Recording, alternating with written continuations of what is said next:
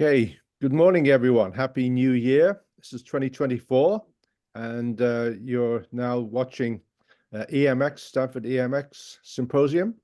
And we have, of course, a lineup of invited speakers, great invited speakers this year as well. And in this case, both from West Coast, USA. And I think for today, I need to congratulate University of Washington and our friends over there at University of Michigan, who'll be playing in the college football championship this evening, which I just informed Juan Carlos about. And of course, we are West Coast people, so we're rooting for Washington to do well. Although Jim Harbaugh was a Stanford person as well. Anyway, exciting speakers. So I'm just going to hand the baton over to my colleague, Professor Hua Chu, who will add his greetings and introduce the first speaker. Hua, please. Thank you, Bob. Good morning and Happy New Year to everyone. It's my great honor this morning to introduce Eva Nogales, who is a distinguished professor of biochemistry, biophysics, and structural biology at University of California, Berkeley. She also holds a Howard Hughes Medical Institute investigatorship and also a senior faculty scientist at Lawrence Berkeley National Laboratory. And Eva has a long-standing career in structural biology, from X-ray crystallography to electron microscopy and electron crystallography. And some years ago, she saw one of the really stunning structures on the tubulin structure at atomic level. That's one of the very early atomic structure being solved by electron crystallography with Ken Downing and also Sharon Wolf at that time. And since she joined the faculty at Berkeley, and she has been accelerating in all aspects of cryo-EM in applying to many exciting projects that related to a variety of biological processes. And so recently, she has a lot of really exciting discovery in the work of gene transcriptions. And because of her discovery, she won the Shaw Prize last year in life sciences together with Patrick Kremer over in Germany. So it's my great pleasure, Eva, to have you today to speak to us. And she will address one of the very difficult problems dealing with calcitrant samples in cryo-EM. Eva. Thank you very much, Hua, for the introduction, and thank you everybody for joining us. Happy New Year to everybody. We obviously entered a fabulous era of cryo-EM a few years ago with the use of direct electron detectors and with the development of spectacular software packages for the analysis of our data. And you just have to open any journal today that deals with molecular biology to start seeing amazing structures in cryo-EM. But I want to tell you today about those that are more difficult to deal with, and that I'm sure all practitioners of cryo-EM had to deal with one time or other. So in this little animation that Gabe Landa made some years ago, it shows how, starting from purified material that we then put on an EM grid, thin and then quickly freeze, our intention is to generate a thin layer of frozen hydrated sample that is randomly oriented, beautifully preserved for our introducing into the electron microscope and do further imaging. But this simplification, we know, is pretty gross, because actually there are a lot of issues that can go wrong, and we know this is a major technical bottleneck where, through interaction of particles with the air-water interface that forms as the samples are being thin, lots of bad things can happen. Sample can take a preferential orientation that will mean all our projection will come from the same views, and it's going to be very difficult, if not impossible, to do 3D reconstruction unless we do tilting or something like that. That complicates things. But most importantly, that interaction with the air-water interface can be very disruptive. In some cases, complexes that are held together by hydrophobic interactions are broken down by competition of the hydrophobic air-water interface. It could be that proteins are partially or fully unfolded and even aggregated by the time they're frozen, and we had a chance to look at it. So in my opinion, this is, I don't know if the single most important limitation, but really one of the most important limitations today when we already have great microscope and detectors, and the image processing is doing more and more to deal with, say, heterogeneous samples. So this is my estimation, and please correct me during the question and answer session if you think otherwise. But my estimation is that because of issues of interaction of our complexes with the air-water interface, maybe half of the projects that we start end up being abandoned because it just, it seems like unsurmountable barrier dealing with these issues.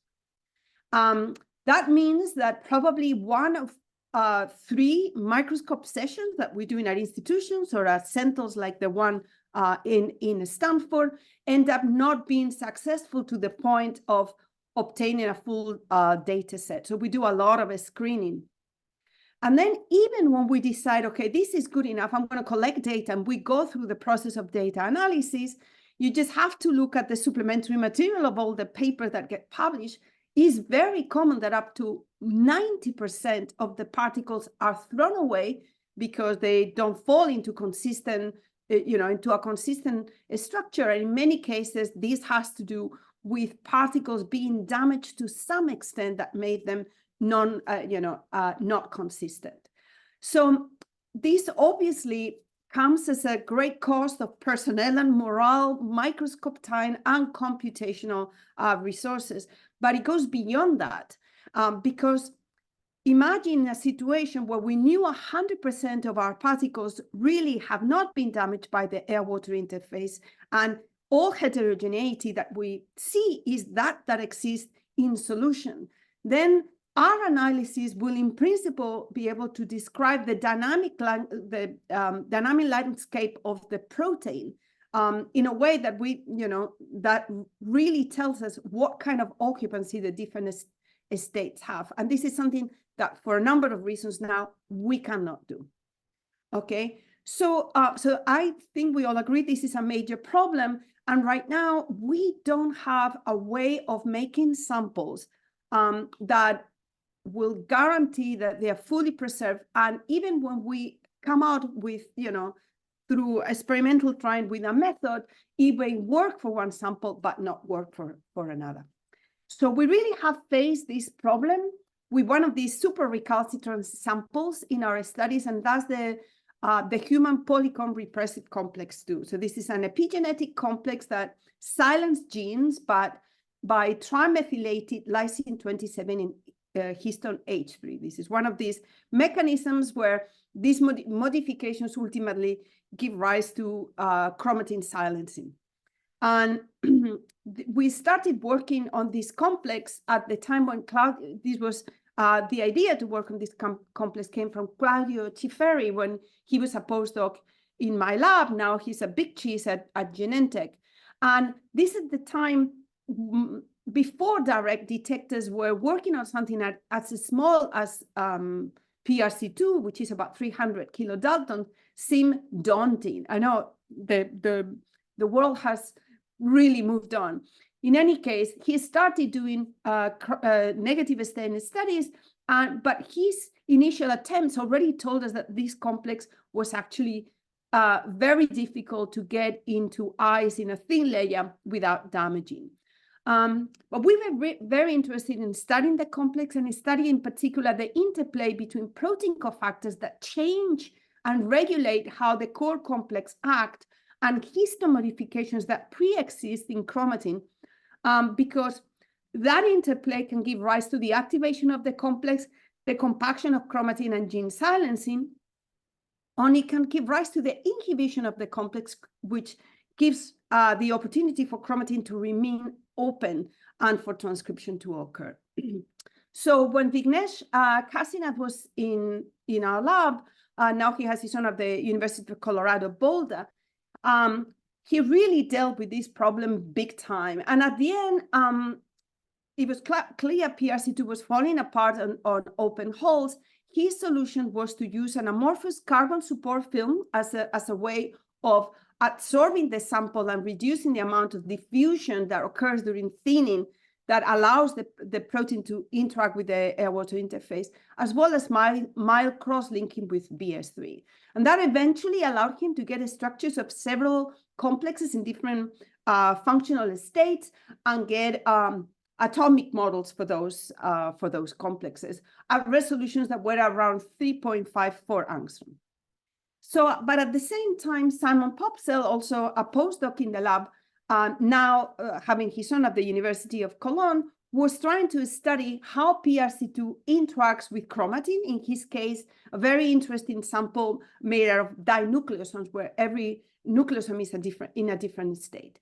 In any case, when he tested with negative stain, these look really nice, but unfortunately, the carbon support was giving rise to a unique view, and that resulting in, through single orientation, but also the cross-linking proved incompatible with nucleosome binding, and this had to do with titrating of lysine side chains that were actually important to interact with the nucleosomal DNA. So he couldn't do anything. He just have to bite the bullet at the time, and he obtained a structure of the complex bound to the dinucleosome, but the bottom half of the complex had disappeared. We understood why, because the top and bottom are held together at the neck of the complex by hydrophobic burial of interfaces that were being competed away by the air-water interface during cryo-EM. In any case, he was able to get a structure. It was at lower resolution because of flexibility, but that was fine. But this was a little frustrating.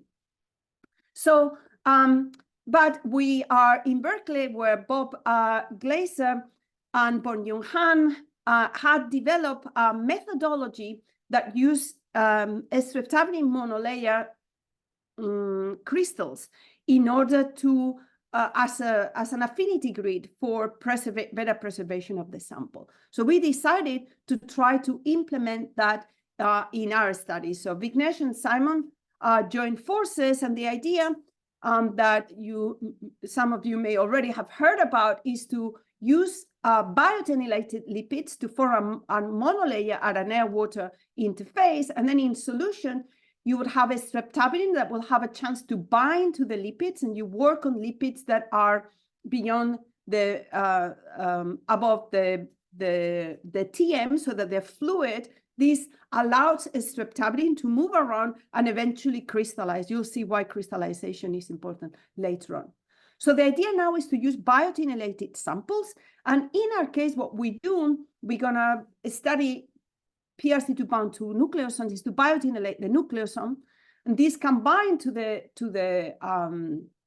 grid, to the streptavidin. We add the complex, and then we wash all excess.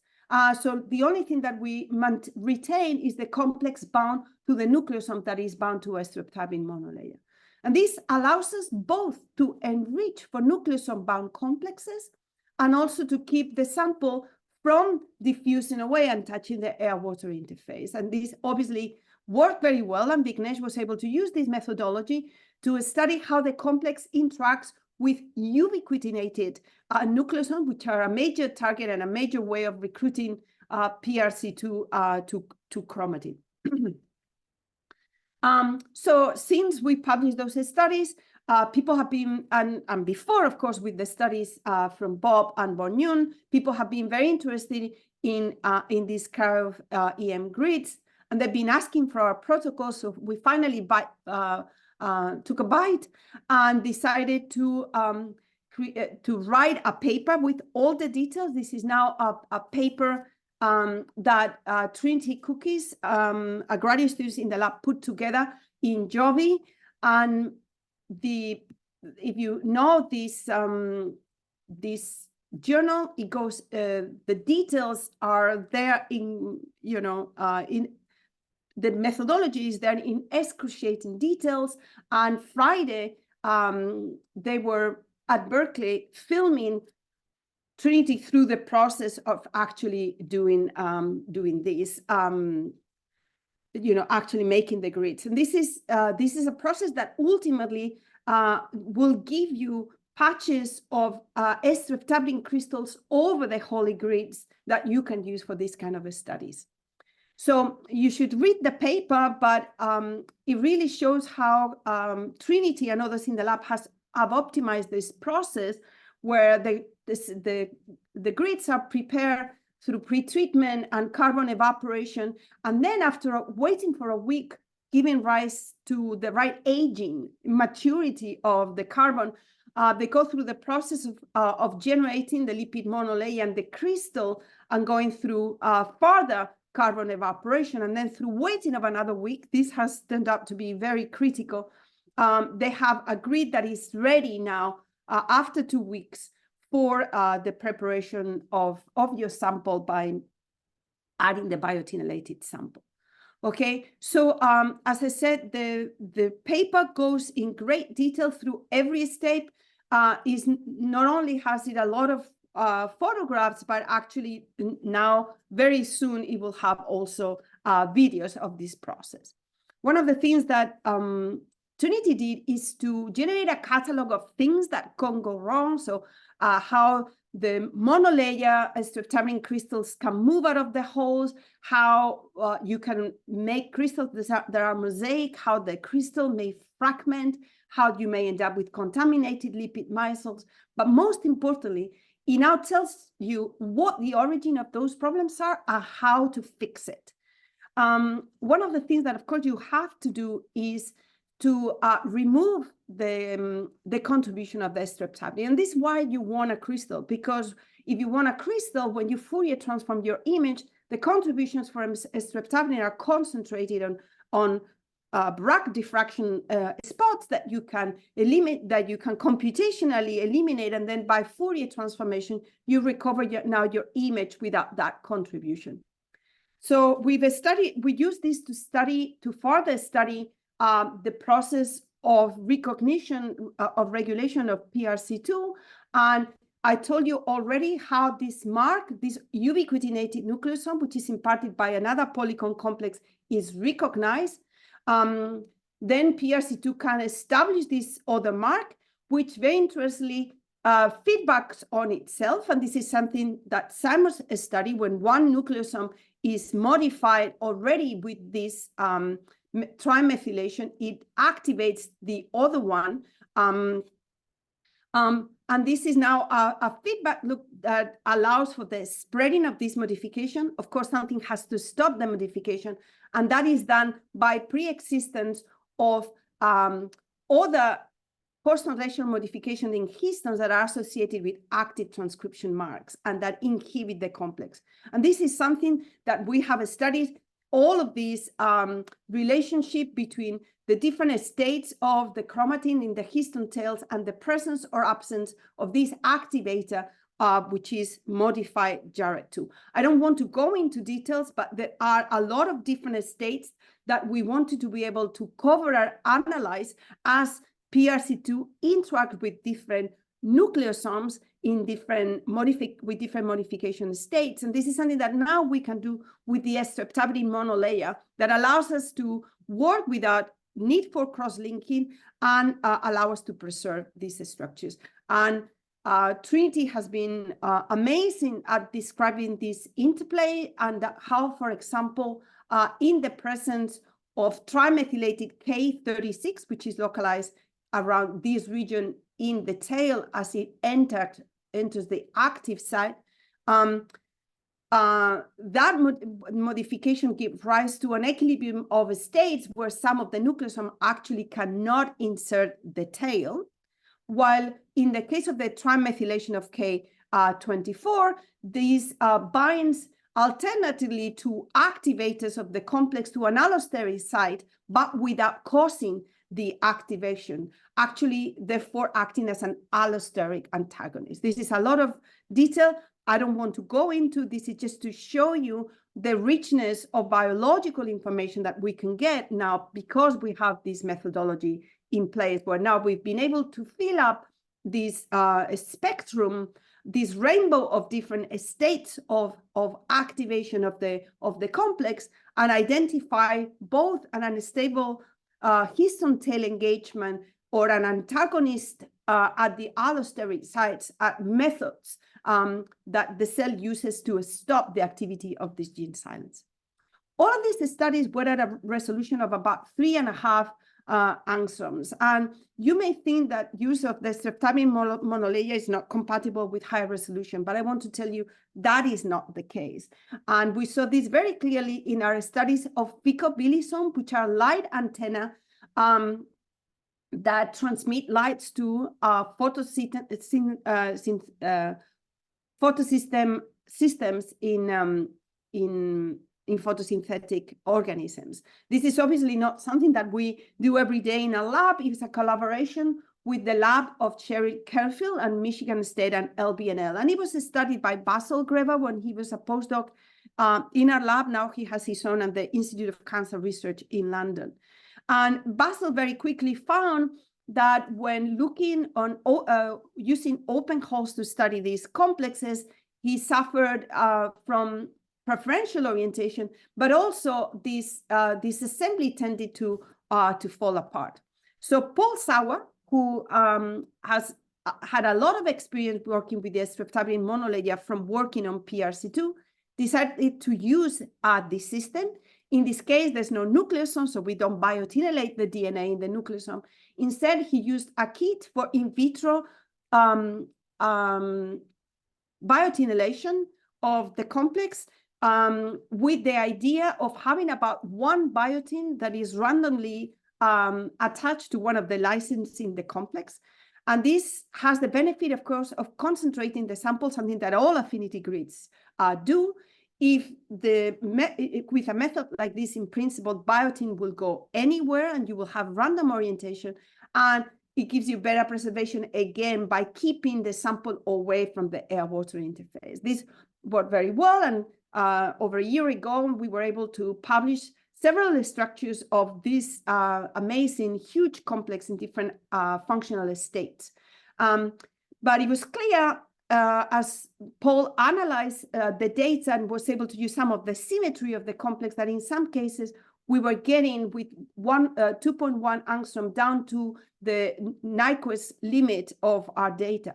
So we teamed up with Thermo Fisher and we collected data at their instrument in Eindhoven with a smaller pixel size, but also taking advantage of the unique capabilities of that instrument. And we were able to now push the resolution to 1.6 angstrom for those regions that we can average out.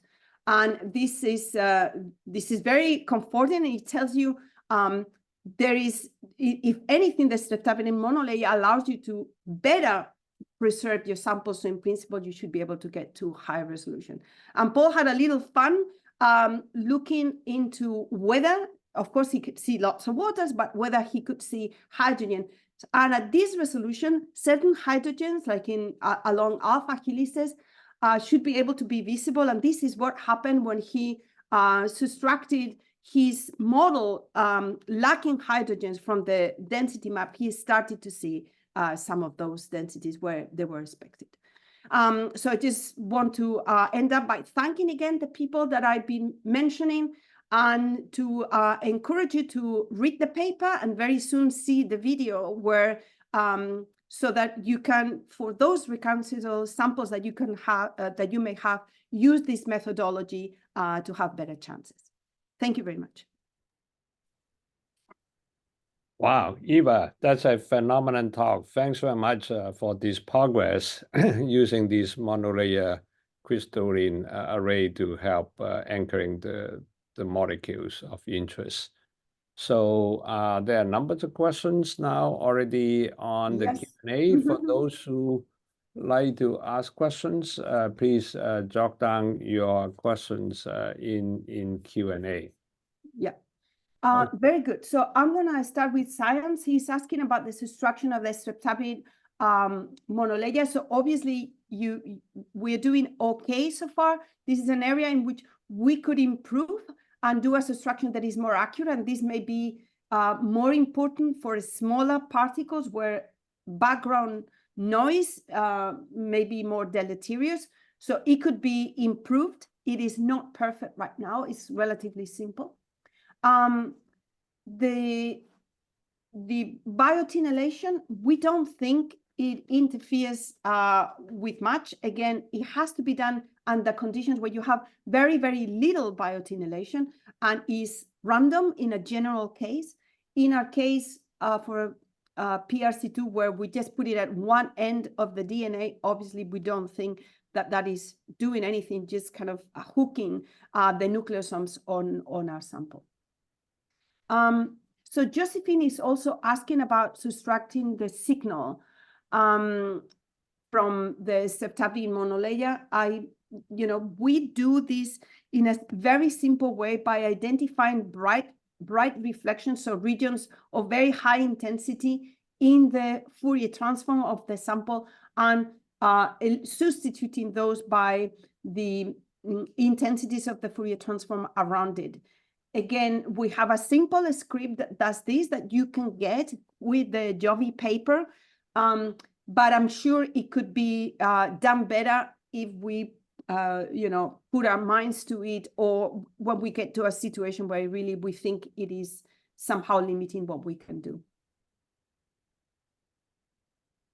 Okay, so what is crystallized, Shantanu? What we crystallize is the streptavidin. The protein is not crystallized. So we generate a two-dimensional crystal of the streptavidin as a way of hooking and affinity binding to the biotinylated sample. And that contribution of the streptavidin, as we are telling, is removed computationally. It has nothing to do with the sample that you actually are studying. So right now, Alexis is asking what is the smallest molecular weight that we have used. So, we use this methodology when simpler methods do not work because it's more involved. You have to prepare the samples in a particular way because you can only do single-site blotting. The blotting become a little bit more critical. You have to go through the extra steps of removing the streptavidin lattice. So we have not used it for a smaller, systematically, if you want, for smaller things than the PRC2 bound to nucleosome. So it will be very interesting to see how far it can go. So how far can we keep the monolayer grids functional? So the 15 days is ideal. And this is something that maybe in the paper or otherwise you can ask Trinity. She may be listening. So those 15 days are ideal. I'm sure you can use it at least for a week. But as time goes by, the agent has to be perfect. If it's less than that, it doesn't quite work. We start seeing some of the artifacts that I was showing.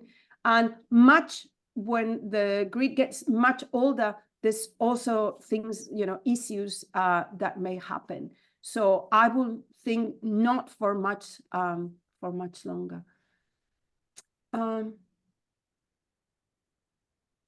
So the use of copper instead of gold, the use of gold is good for other reasons that have to do with reducing, drift in the grid, and also there could be problems with reactivity of the copper. So we prefer to use we prefer to use gold grids for a number of reasons. So So Fred is asking, sorry, things are moving so fast. I don't know if I'm missing.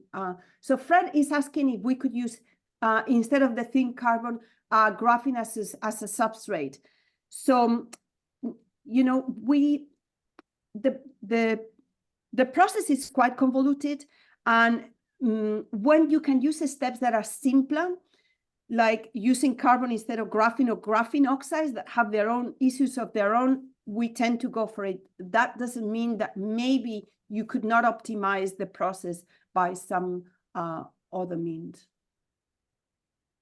Ruslan, we have not tried twin strep peptide type proteins on the streptavidin grid. We have not. Okay, so the streptavidin crystal versus other methods. So we use graphene oxide a lot. Again, the graphene oxide may have very similar issues to what you have at the air-water interface in terms of maybe having preferential orientations. You are also absorbing the sample on the end grid, so it sees as a concentration, but it is not the affinity you want of binding is not as high as what you get when you have a streptavidin biotin interaction. So when we try graphene oxide, and if that works, that's it. But if it doesn't, then is when we move to something like the streptavidin monolayer. Okay, so I teach about preferential orientation. So in our case, because of the way that we do the biotinylation on the nucleosome, we can have some preferential orientation, okay? Because the biotin is in a very defined way, and if the nucleosome falls down on the EM grid in a particular way, we're gonna have, and sometimes we have a little bit of preferential orientation. But for example, in the case of the phycobilisome, where we use this kit to do light biotinylation, plus or minus 1 biotin per complex, then we get random orientation. Andres Letsina has used this in a polymerase exactly for that purpose. So when you do it that way, you absolutely get rid of the preferential orientation problem, very uniquely suited for that. So I just want to emphasize again that there is a general method of biotinylating your purified complex using kits that basically will randomly add a biotin to a lysine on your sample. Lysines tend to be more or less isotropically distributed on the surface of proteins, and that will mean you have minimal effect on the protein, and you will have, in principle, random orientation. Why just let me know when I need to stop. I think keep going. I think you're doing well. Thank you. Okay, very good. Yeah, so ESA is asking if we have used this to do on-grid purification. We have not used it for that purpose. To be honest, we wanted to have the system that we studied. We wanted to have a control on what is there, and this is a purpose for which I'm sure others could put effort into, but we have not. There's a question from Shantanu about how sample drift is related to the grid material. Sorry, I don't know if this has to do with when we were talking about gold and copper grids. This is something that Chris, oh my God, Russo. Chris, sorry, forgive me. Chris Russo at LMB has characterized in great detail. So for many years now, many of us are using gold grids to minimize. In his case, he's done things even more advanced now with other further modified grids with very small sizes and things like that, that really have a very dramatic effect on the beam, beam-induced drift that we see in our samples. And it probably has to do with the physical properties at low temperature and under electrons. between the ice and different metals that are in the substrate.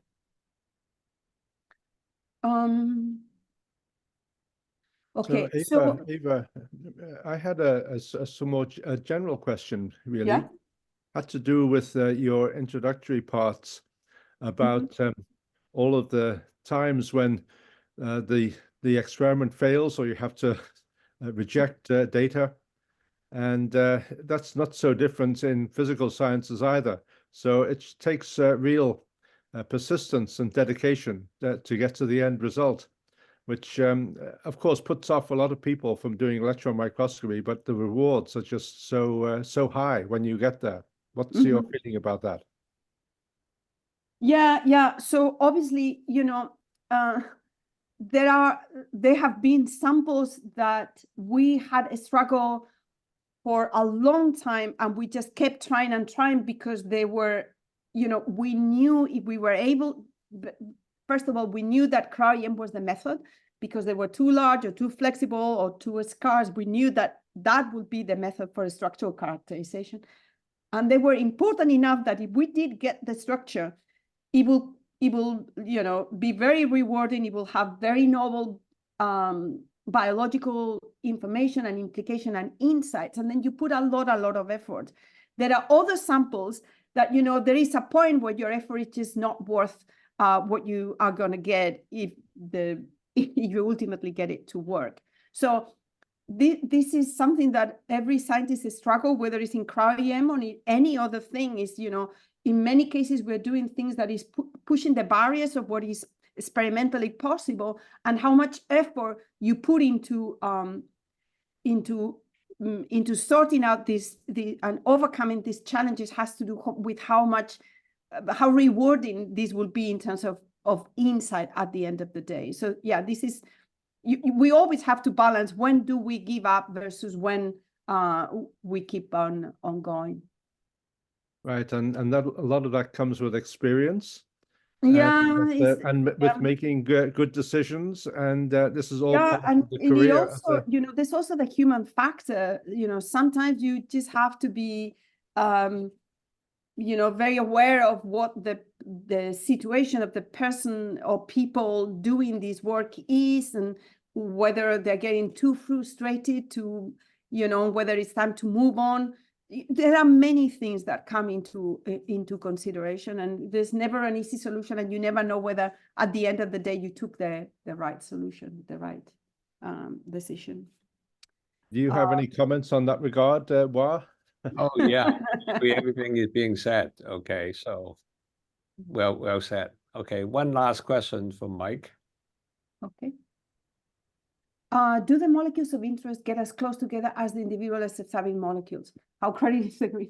Well, in many cases, we are limited by how much sample we have. So actually being able to concentrate them is absolutely great. We normally, we typically are not overcrowding. We are more limited on the size of how much sample we can purify that then we can add to the streptavidin grid. So no, we don't saturate. We don't have every streptavidin bound to one of our nucleosomes by any means. We tend to suffer on the other direction, that we don't have enough to actually get lots of images of our complex of interest, even with the streptavidin. But you could obviously tune up that. You just have to work on the side of the concentration of your sample and the time of incubation. Okay, one more last question for me. Have you thought about using this method for membrane protein? Right. Yeah. So there's no reason why this cannot be used in principle for any sample. It is true that dealing with detergent is a little tricky when you're working with this. So our lab, we don't work with a lot of integral membrane proteins. There's a lot of people doing this and doing it very well.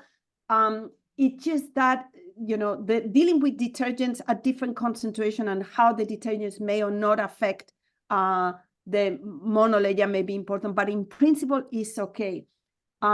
If there has to be some available, when this integral membrane protein are surrounded by detergent micelles or by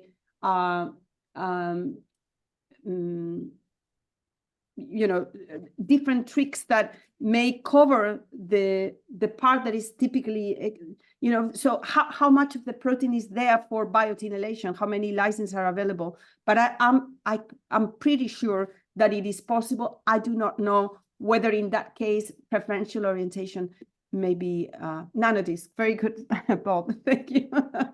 Whether but in principle, it will come with its own challenges. Integral membrane proteins are more challenging always because of this special, nature. But it is possible. You just need to be a little bit more careful and go through further optimization. Okay, Bob Shaw suggests to use the nanodisc. Yeah. Okay, in that note, we thank you very much, Eva, for this stimulating talk and fantastic progress in making the field moving forward for very difficult samples. And all right, I turn the floor back to Bob. Okay, thanks. Yes, thank you very much, Eva. That was terrific, really. Very illuminating for us as well. And so now we're midway through, and I want to also thank our student Yi Che, who has helped set this up and coordinated this. So Yi, thank you very much for all your help in doing this again. Terrific, thank you. And I believe that Jen Dion is online, and Jen is going to introduce our next speaker, Juan Carlos Idrobo, now at the University of Washington. Thank Jen. you, Bob. Thank you, Eva, also for a wonderful presentation. I know I came in a bit late trying to help my two young sons get ready, but yeah, really beautiful work. And I think your talk and Juan Carlos's talk are going to be quite complementary in many ways. So it's my pleasure to introduce Professor Juan Carlos Idrobo. Juan and I have known each other for quite a number of years now, and I've always been incredibly inspired by many of the electron microscopy techniques and applications that he's worked on. He currently is an associate professor in the Material Science and Engineering Department at the University of Washington, and he's been there for, I believe, about 2 years at this point, or maybe a little less. And prior to that, he was a senior staff scientist at Oak Ridge National Laboratory, and also group leader of the Scanning Transmission Electron Microscopy Group at the Center for Nanophase Material Science. Juan has physics degrees from the University of Los Andes in Colombia, also a physics degree, his master's degree from the University of Illinois at Chicago, and also his PhD from the University of California, Davis, also in physics. And he's done some really pioneering work in high energy electron spectroscopy. Some of his most recent work that I think he'll share about is identifying various isotopes by developing basically vibrational or advancing vibrational spectroscopy in the electron microscope. And he's also done a lot of really pioneering work in understanding magnetic and topological properties of materials. Just to highlight a couple of awards before I hand over the floor to him. He has a long list of many awards, but he received the Outstanding Technical Achievement Great Minds in STEM Award in 2014 from the Hispanic Engineer National Achievement Award Corporation. He also received the 2017 Innovation Award from Microscopy Today for the development of a STEM method to observe magnetic ordering with atomic resolution. And then he also received the 2020 Innovation Award from Microscopy Today for the development of isotope-resolved electron energy loss spectroscopy. So Juan, thank you so much for joining us, and the floor is yours. Thank you, Jen. Thank you, everybody, for inviting me. Happy New Year. You can hear me well, right? And then you can see the slides, I assume, and you can see my mouse, correct? Perfect. So as Jen said, my name is Juan Carlos Idrobo. I'm a professor at Material Science and Engineering at University of Washington. And today I'm going to tell you about the work that I have been doing in the last year and a little bit more since I arrived to UW. It's going to be 2 years in a month, doing some of the things in electron microscopy that are beyond the things that we think that electron microscopes can do. So this is the NanoES building where my office is. Actually, my office is located in here. And right now, the building doesn't look like sunny as it is in the picture, but it's surrounded by a lot of rain. And, and that is how it is. And the electron microscopes that we are going to show you today are in this building in the ground floor. I also have a joint appointment with PNNL. Here is a picture that I like to show. This is, I think, from 2015 of LIGO, of the Laser Interferometer Gravitational Wave Observatory, when the first gravitational wave were observed. And I like to show this quote from Professor Malvala from MIT that says that every time that we point an instrument, a new instrument to the sky, nature reveals new secrets. And then you were wondering, what does it have to do with electron microscopy? Well, I think the telescopes are electron microscopes from the other point of view. And actually, I wanted to do, when I joined to do my PhD in physics, I wanted to do cosmology, but somehow I end up looking at the other side of the lenses. Now, if I wanted to tell you what electron microscopy is in 10 seconds, I will have to tell you that we do imaging in order to know where the atoms are, and we do spectroscopy in order to know what electrons do in terms of materials properties. And that will be the end of my talk, but actually electron microscopy is much more.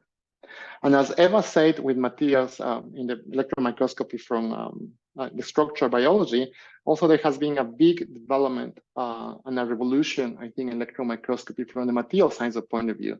And there are two things that actually have made a big impact. One is aberration correction, and the inventors of aberration correction, Max, Knut, Harald, and Andre, got the Gabriel Nobel Prize for Nanoscience in about 4 years ago. And the other thing that has made a big progress in electron microscopy that we are not seeing yet because it is actually newer is the development of monochromation on the electron microscope, such a way that you can see phonons. And that here is the pioneer work by Andrew Kerbanek and NEOM, where they can reduce the image resolution from 250 electron volts in a cold field emission gun to, in this case, 9 electron volts. And I think right now the record is in the order of 2 electron volts. So I'm going to be using this aberration correction and monochromation in order to do the things I'm going to show you today. These are the electron microscopes that are going to be University of Washington. The one on the left is a 100 machine, UltraStem 100, that is being installed.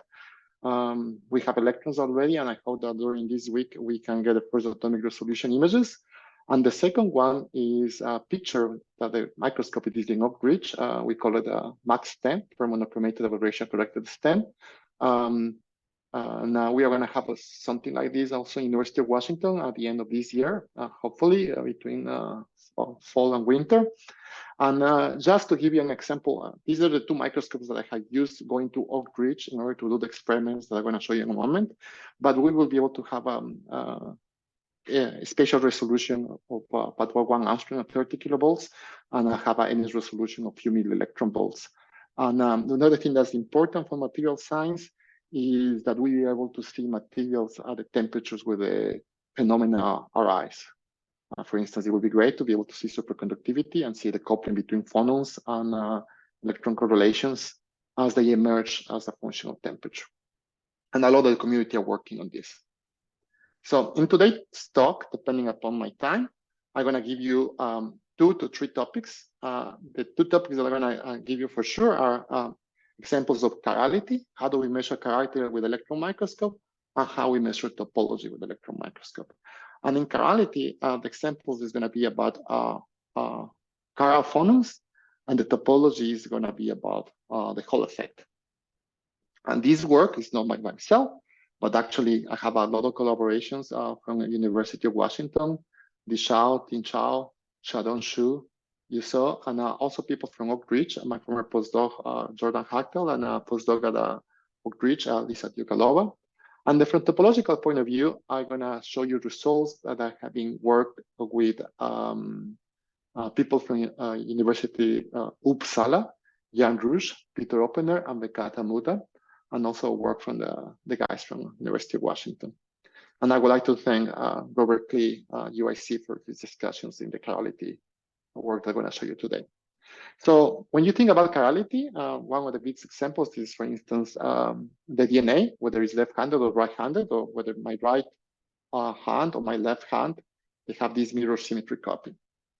So how do we able to study chiral materials in the electron microscope? So before I'm gonna go through the science of how do we do that, I need to give you a little bit of background of the things that you can do with the electron microscope if you choose correctly the electron optical conditions to do these measurements. And one of those is the introduction of EMCD, which stands for electromagnetic chiral dichroism, or energy loss magnetic chiral dichroism. You might be familiarized with XMCD, which is a technique from synchrotrons. And the idea is rather simple. So you have material that is magnetic, for instance, in this cobalt. There will be a breaking of symmetry in the concentrations of the density of states between spin up and spin down. And depending upon the handedness of the X-ray, when you have a transition from core states, a 2p3 3/2 core state, to the D electrons that are at the Fermi level, you're going to have a core edge that looks like this, the blue line, the L3 peak, which just stands for the P3/2, and the L2 that stands for the P1/2. Now, because there is this breaking of symmetry in the density of states with respect to spin, then when you do change the helicity, you're going to have a different concentration on the intensities of this core edge. And this difference in concentration between the L3 and L2 with the helicity, which is this black line, tells you whether the material is a ferromagnet or not. And that is what they do with X-rays. So you do that with X-rays, you have to go to a synchrotron facility. In this case, for instance, this is the one in Argonne. Just to put in scale, this is a small car that you have in there. So it's a very large facility with a lot of beam lines. And you go there, and then when you do the experiments, basically you have a spatial resolution that is about 10 to 50 milli-electron volts, nanometers. So what happens if you want to do it with a better spatial resolution, and that is where the electron microscopy becomes very useful. Then you need to know how to do the experiments. And this idea actually came out from Cecilia Herbert and Peter Schneider in 2003, that they proposed that they will be able to do dichroic experiments. So where they do the measurements of 2 different measurements, and then from there pick up a magnetic signal with electron microscope. That was a theoretical proposition in 2003, and the experiment happened in 2006.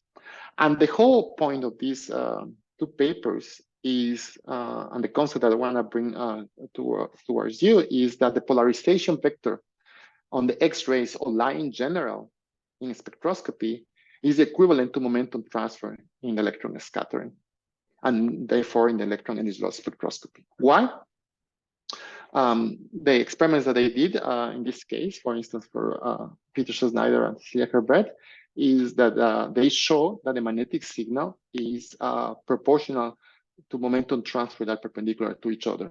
So when you have a convergent electron beam, as I'm showing here for 3 milli-electron milliradians, you take 2 spectra, these 90 degrees, and the material is magnetic, you will have this signal that I showed you before. Theoretically, this is the only question I want to show you in this case. You have the absorption for X-rays of light, conservation of energy, and the transition elements. And this is the one from electrons. And then you notice, besides these constant factors in the beginning, the only that it changes is whether you have the photon polarization or momentum transfer. And I want you to keep that into concept in order to do the chirality experiments. There is this paper that came out during the summer until last year. They were able to measure chiral phonons in quartz with resonant inelastic X-ray scattering. So Quartz is a chiral material where it has a tetrahedral configuration, and depending upon how they are ordered, you have a chiral structure, and show you schematics from their paper. And the hypothesis of the people in the paper is that the chiral crystal will transfer angular momentum to the circular polarized X-rays. And that transfer of circular angular momentum is going to be reflected in the absorption of the core edges on the X-rays because of this accumulation of orbital angular momentum. So they did a calculation. I'm showing here the Brisbane sum of quartz, and they look at the quartz in this particular position in the Brisbane sum, this momentum orientation, which is called Q1. And then they calculate what will be the probability of having a transition, in this case for the oxygen KH, which is a transition from 1s state to empty levels, in this case 2px states, as a function of where the phonons or the atoms are moving around their orbit. And they did this calculation, and they observed that the phonons will couple to the transitions from 1s to 2p states in a specific, in different concentration or different strength, and with a higher strength, about 50 millielectron volts. So basically, you have the electron, the atom moving around is nucleus, and the 2pxy states that are the valence states are going to be proceeding or processing around, and that processing around due to the phonons is the thing that is going to be reflected in the X-rays. So they did experiments with right-handedness and left-handedness for left quartz and for right quartz. And then here is in resonance mode. So 0 means 532 electron volts. Then you can see that there is a difference between the two spectra. When I show you this difference on the spectra, this difference is about 50 millielectron volts, which is the one that has the highest coupling with the phonons. Now, the question that I had is, can we measure chiral phonons with electrons, and how we will do it? So we need to choose the material carefully. And here's the theoretical paper by these authors when they have interface between graphene and hexagonal boron nitride. And then when you look at the phonons dispersion of hexagonal boron nitride in the K position, it is shown that the boron and the nitrogens are going to be having chiral phonons. So basically, the atoms are going to be shaking around their orbit, and depends upon which phonon dispersion bands, whether it's like acoustic or optical modes. So what I thought is that we should be able to do this with electron microscope if we have the following. Either we have a single layer of boron nitride or an odd number of layers. We have a liquid nitrogen holder. We had to have momentum resolution in order to be able to measure the phonons and the core loss as a function of momentum. And in order to do that, what I did is I went to Oak Ridge National Lab and I used a monochromated machine on neon because of the capabilities to go to liquid nitrogen temperatures, as well as having the energy resolution and momentum resolve experiments. Schematically, this is how this is done. So here I'm showing you the black spots of hexagonal boron nitride, showing us the gamma prime and the center gamma. And then these blue spots basically are the ones that define the Brisbane sum of boron nitride. And then you will have the K prime and K point. In graphene, this will be just K because there is no rupture of centrosymmetry. And the idea in order to do the experiment is if I have a momentum resolve EELs as shown schematically, and I can use a slot in order to select the positions where my Bragg spots are going to be, I will be able to know where my K and K prime points will be, because this will be 1/3, 2/3 of the positions with respect to the Bragg spots. So this is schematically, and this is how it's done experimentally. So this is done at 1 milliradian semi-convergence angle at 60 kilovolts, a liquid nitrogen temperature. And here in this case, there is no energy dispersion. So this is how the diffraction is supposed to look as a function of momentum. And then if I put energy dispersion, the energy dispersion will be in the y direction, horizontal direction.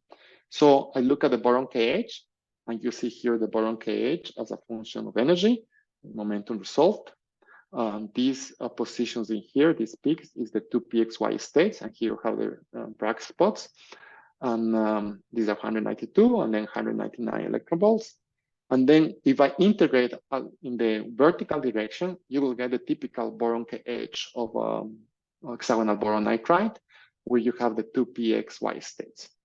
Now, what will happen if the material has a chiral signal? What should I expect is that the states that are these ones, 2pxy states, will have a chiral signal if I do the following thing. So this is my K position, and this is my K prime position. So if I subtract all the signal integrated between the dotted lines in this horizontal direction, and the same thing for this horizontal direction, I should be able to see a chiral signal concentrated here and disappearing on the core edge. And actually, that is what we observed. We observe a chiral signal that is about 2% of the total signal on the edge. And right now, we are working in order to do for the nitrogen KH, in order to see that the signal then in this case should have the opposite sign. Now, one of the things that I forgot to mention, all the data that I'm going to show you today is unpublished. So, and we are working on the papers. They are in different stages of readiness. Now, the next example, let me see my time. Oh, I forgot my time. Is how do we look at a topology with electron microscope? So one classic example of topological properties is the Hall effect.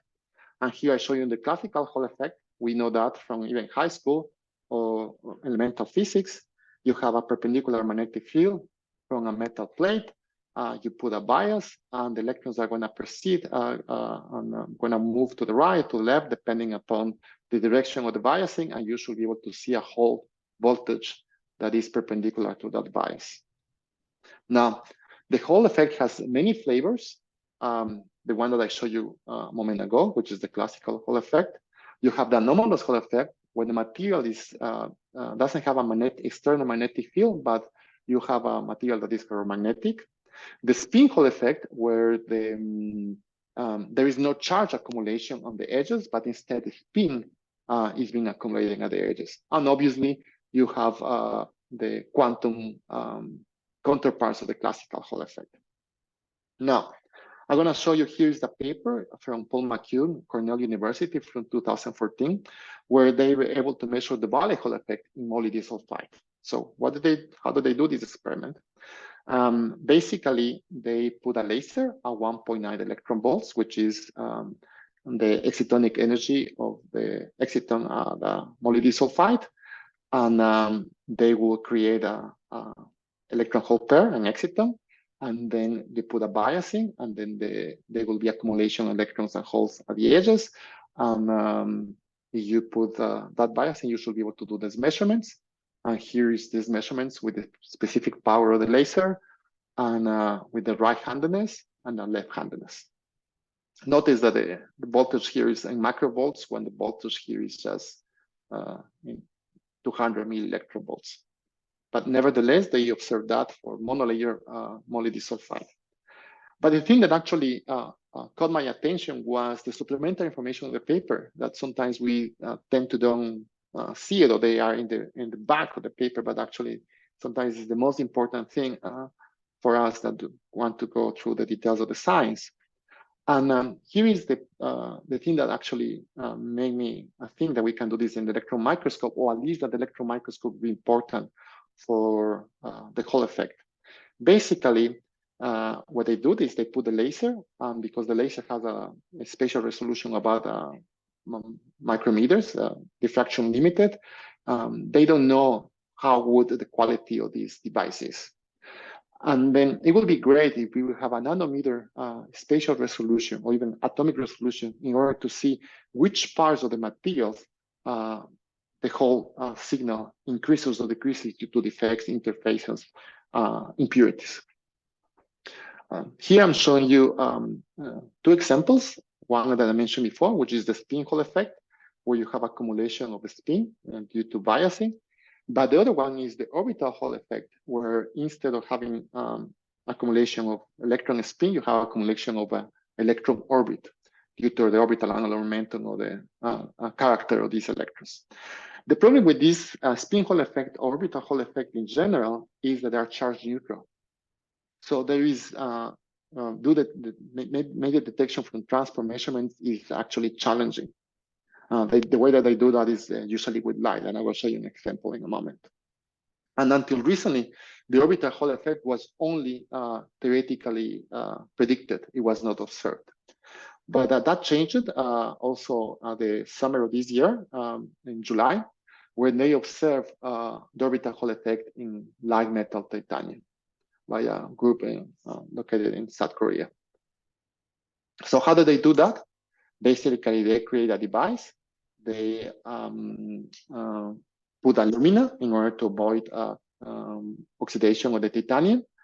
And then they use polarized light, and they use the magnetic optical curve effect, where basically there will be a deflection of the incident polarized light due to the accumulation of orbital angular momentum or magnetic signal at the surface of the sample.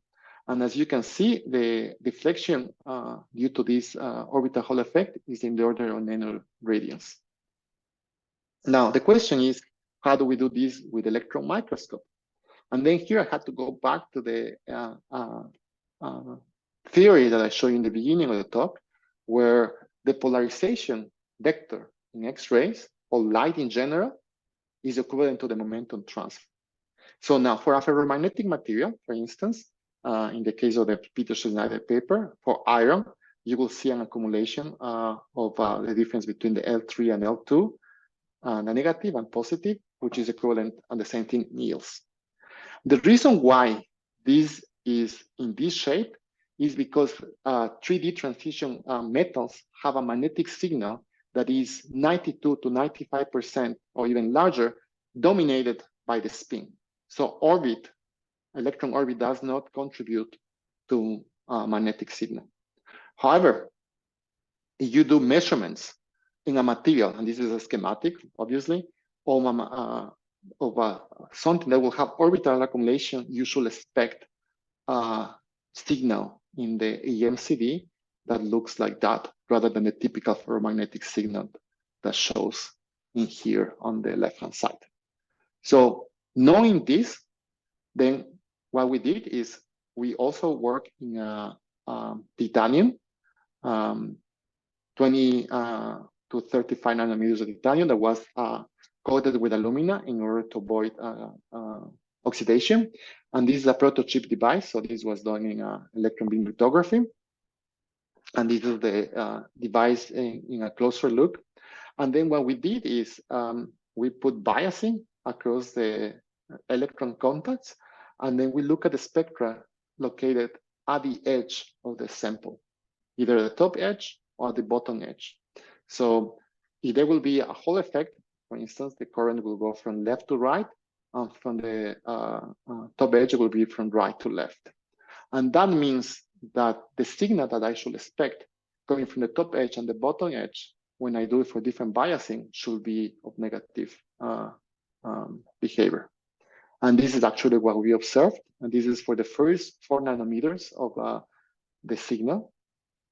You can see from the top edge and from the bottom edge. Now, this is it, bottom edge and top edge.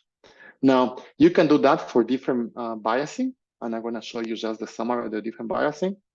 The dots are the signal that I observed, and the line is the accumulation of the integral. Now, this is the first measurement that we can use yields to reveal the orbital Hall effect. Now, what happens if we go away from the edges? So let me show you the same signal that I did before at the edges, but split it in two between the top and the bottom edge.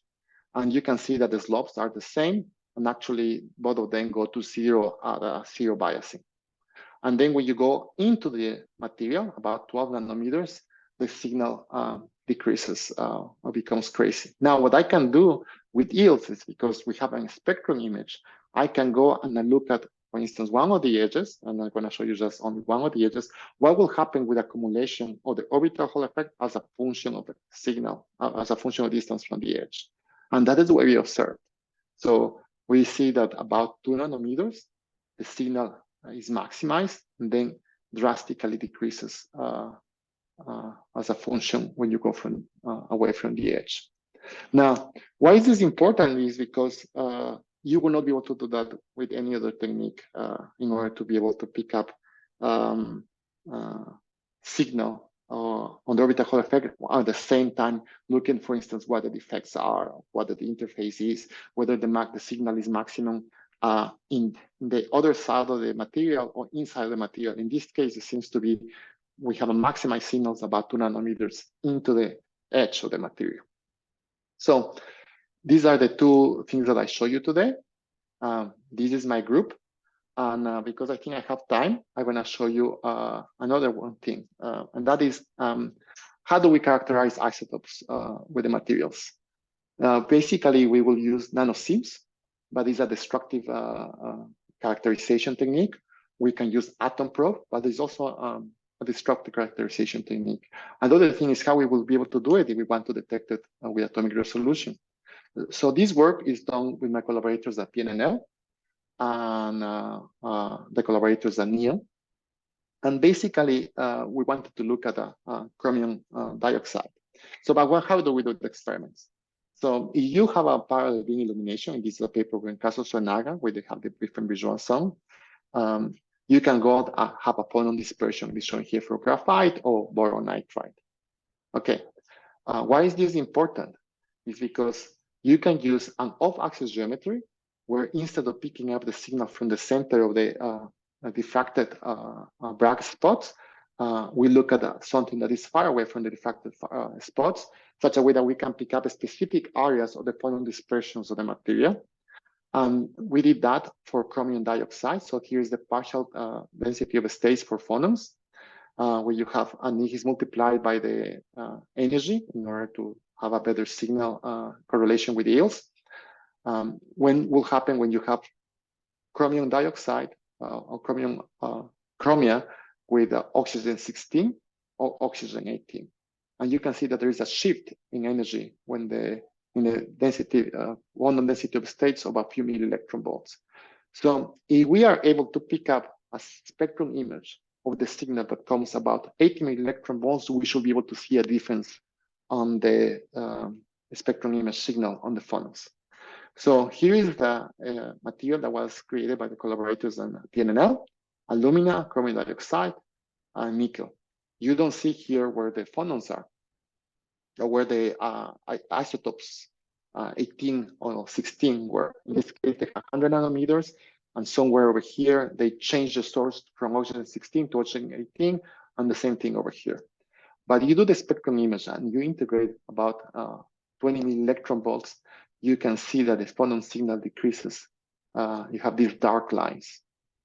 Now I can go and zoom in this one of the lines. Let me get closer, and actually I can do something else. Here is the ADF signal, the blue line. So here you see the thickness of the material increasing, and the red line is the integrated signal of the phonons as a function of proposition. So you have oxygen 18, oxygen 16, 18. You have oxygen 18 here, and you have a change. And then the thing that you see in here that is with purple is because when you look at the atom probe material, there was a concentration mixture of oxygen 18 and 16 that can be observed by a change of slope on the yield signal. So we can not only detect oxygen 16 on 18, but also we can change and start thinking that we have enough signal to noise ratio, we will be able to see and characterize and quantify different isotopic concentrations. Now, here is the same spectra from one of the interfaces, and you can see the horizontal lines are the atomic columns, and it's clearly how the signal changes from 16 to 18. This is the signal as they integrated, and this is the comparison with theory. Now, almost done. You can go and take the Fourier transform of this signal, and here's the Fourier transform of the ADF. About 2.7 nanometer angstroms is the lattice parameter of the material, chromia. And this is the signal that we get from the Fourier transform from the acoustic phonons. We see these two peaks about half a nanometer. But when you look at the optical phonons, you have an extra peak about 2 angstroms. Now, the other thing that is important, and I'm going to leave you with this, is what will happen if I take the first derivative of this signal as a function of energy? That is what I did here. And you observe here the first derivative, and it has been Gaussian smoothed. And you can see the changes due to the oxygen 18 versus 16. And what is interesting is that there seems to be some hardening about 3 electron volts at the interface between perfect lattice between 18 and 16. And we don't know why. As I mentioned, this is something that is unpublished. We are working on that. But you can think now, if we can do that for oxygen, we could do it, for instance, for lithium. And we could start doing a biasing of batteries and see where the diffusion of lithium gets stuck due to defects or interfaces or whatever it is, grain boundaries. And with that, I would like to finish, and I would like to thank you for your attention.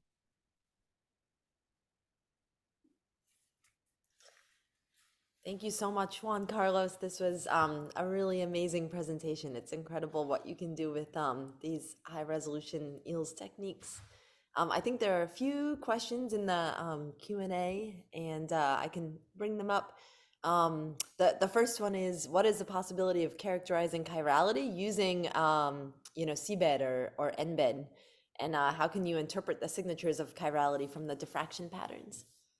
I know one of my friends and collaborators, Rohan Misha, has been working on that with materials, and then you can do in the CBED, you will see it directly.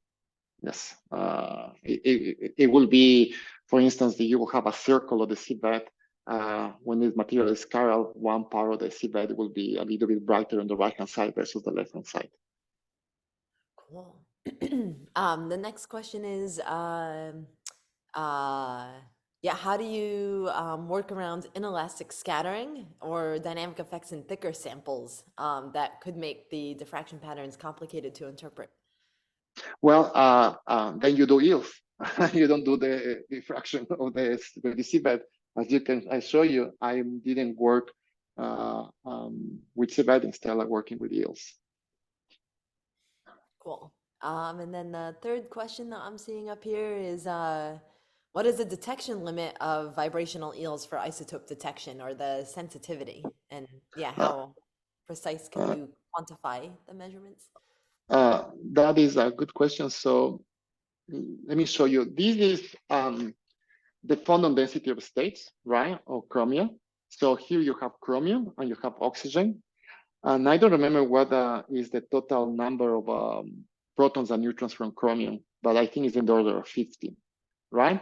And oxygen is 16 and 18. So the amount of shift that you will expect is depending upon the reduced mass of the total number of elements that you have in here. In this case, this shift is about a few milli-electron volts. So as long as there is a few milli-electron volts of shift, instead of being oxygen, this could happen with chromia, I think we should be able to see it. The precision that we have in the electron, or the accuracy that we have in the electron microscope in order to see displacements of these two peaks, for instance, I'm showing you with my mouse, is about 200 microelectron volts, which is not the same as the precision. So the accuracy is how well can we measure the positions of these two peaks, and that is 200 microelectron volts. So now you can start thinking about materials, and as long as you have different isotopic shift, and you can pick up this shift on the peaks, you should be able to measure that. Now, for instance, the next question will be, and I go ahead, is here. How well, for instance, this is a mixture concentration from the atom probe from the same sample of oxygen 16 versus oxygen 18. And you can see in the yields, when I smooth it out, that you have a change of the slope that is clear in there. Now, obviously, we did this experiment with the guys at NEO in one afternoon, and we just have a couple of hours in order to go and get it done. But with that, very brave grad students that take a little bit longer time in order to do the measurements, you can reduce these uncertainties on the vertical signal such a way that this slope could be, or the change of the slope could be transposed to a change of concentration of different isotopes. How much? I don't know, because this is the first time that has been done, so we had to work on the details. Cool. Juan, maybe one more question. You have done this with or like measured kind of chirality of molecules before, I believe, or maybe are working on it. I'm curious, just kind of connecting like the bio and the physical sciences of the EM talk, like in the pharmaceutical industry, when people want to measure, chiral impurities of, say, pharmaceutical compounds, they'll usually rely on optical circular dichroism, which, unfortunately doesn't have extremely high sensitivity. So, challenging to measure like parts per million of impurities. Like, do you think if you were to take kind of the techniques you've developed to, their endpoint, people in the biotech community could imagine just like, drop casting some of their compounds on a grid and kind of measuring, the chiral purity with, TEM, or like energy filtered TEM with your, high resolution EELs and chiral measurements? Well, so I can tell you there is, before when I was in Oak Ridge, I have a collaboration with one of your colleagues, Arun and Jundanar, where they wanted to look at what happened with water on encapsulation of carbon nanotubes. And that is a work that we have been, continue doing in Oak Ridge. Now we can see, for instance, changes on the different kind of water that you will get encapsulated in carbon nanotubes. Now the next question that we have with Arun when we were discussing the design of the experiment is exactly that, similar to what you just mentioned. Put molecules in the water, and for instance, you can have molecules that are hydrophobic or not, and then how the vibrational response would change when you have in water, because that is important for the pharmaceutical industry, and be able to see and detect that with the microscope. How well we will be able to look at the chirality, I don't know, but what I can tell you is that it should be possible to see molecules or amino acids embedded in water that encapsulated in these carbon nanotubes and be able to pick up this vibrational signal. I think that should be possible. That's cool. Yeah, that would be super exciting. I see Bob has his hand up, so over to you, Bob. Thanks, Jen. Wow, terrific talk, Juan Carlos, as always. And I always think that you're pushing the limits so far. What always strikes me is that with a lot of your curves and data, the differences between, say, left-handed and right-handed, or between different isotopes, is pretty small. And so it must take really very, very careful data collection to be able to account for those small differences statistically. And so I'm just wondering what sort of accuracy do you think you can get in the results, and also to take these data, what sort of time factor are we talking about in terms of accumulating good data, and does it have to be a perfect specimen, and so on? So for instance, this is the boron KH that I show you. This about took 20 minutes per acquisition. And I have like maybe several spectra. So I have maybe like, I don't know, less than 2 hours of acquisition time. that I move around. In this case, we know the spatial resolution, or at least, a tens of nanometer of the spatial resolution. Now, with respect to once you have the data as you have it here, how well do I know that the data is good or bad is simple by taking the difference I'm showing here. No, so here I show the chiral signal, right? But my noise levels are at this level. So I know that my signal to noise ratio is about 20 times larger than my signal to noise ratio. So in this case, it's clearly evident whether I get a chiral signal or not. Now, for instance, let me go here. The same thing happens here, right? So in this case, these are normal spectrum images that you take in a couple of minutes.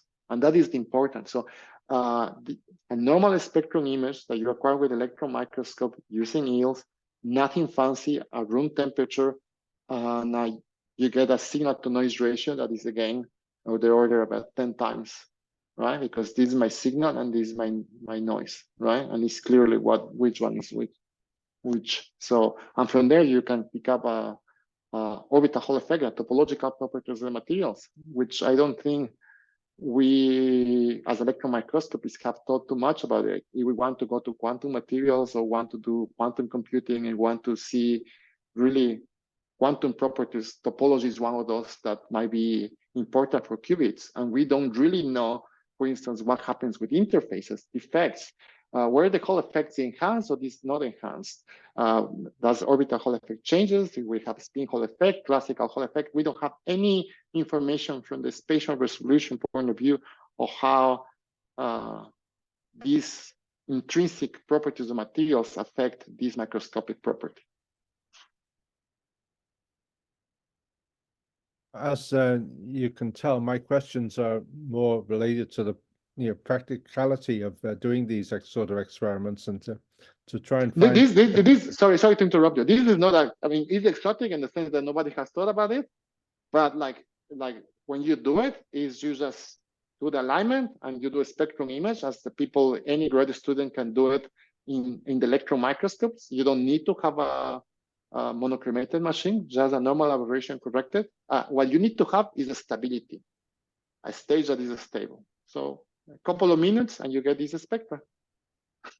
So when you're talking about stability of the environment of the microscope, or the voltage, or what the stability? The stability that you can have a spectra for a few minutes and the sample does not move. So normal modern microscopes as Joul's, Thermo Fisher's can do that. The neons have the best stability on that aspect. So not as straightforward. So it's just the stability of the stage. It does not have to spatially drift. That's it. All right. Thank you. Jen, back to you. Great. Well, I think most of the questions have been answered. So if no one else on the line has any final questions for Juan Carlos, I'd like to take this opportunity to thank everyone for attending the first EMX of 2024.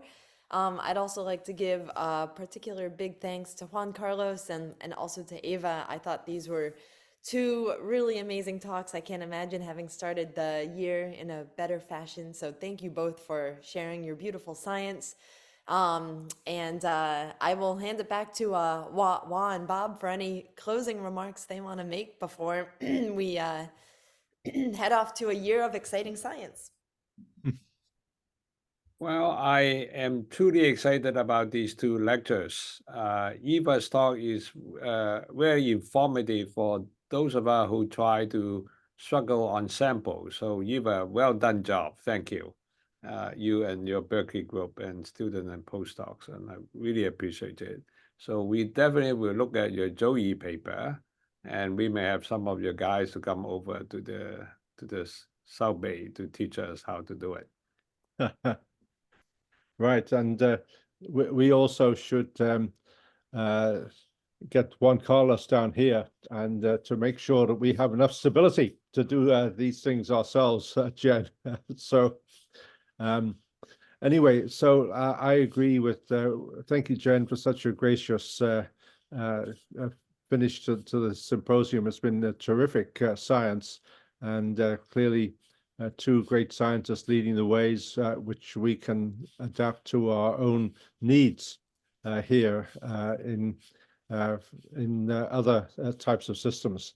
I'd like to thank Yi again, his help in setting it all up.